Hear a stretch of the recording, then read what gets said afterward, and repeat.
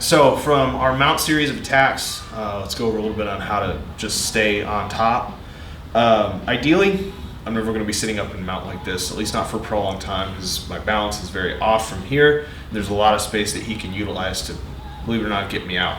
So I'm down here basing, and I want to stay heavy chest to chest here. So what that means is my knees go wide, my feet are coming under his hips here, but now all of my weight can theoretically go into him. I'm just using these limbs to balance. From here, the more he pushes or frames or anything, I'm trying to get and dig under an elbow. Okay, so from here I can move a leg, this is coming underneath, and I'm hooking. From there, the finger walk is extremely important to get this elbow raised. Okay, if I can bring the head and the elbow together, we're starting to work.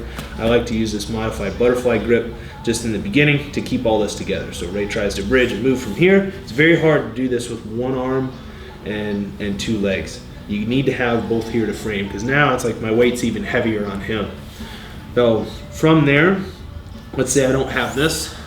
Even if he does bridge and turns, what I can do is I base out with the side he's bridging to, and I'm pulling this head in to stop the bridge. So he does it again, different direction, boom, boom, pulling here. I'm also leaving this leg out to kind of counterbalance here. I don't want to be so much here that he can just throw me. But here, pulling this in, offlining the spine like that really kills the ability to bridge, and it takes away a lot of that momentum. Now, let's say if it's not as violent and he's here, he's trying to hip escape, turn on his side, boom. Now, that finger walk comes back, and I'm using this to move his head back down.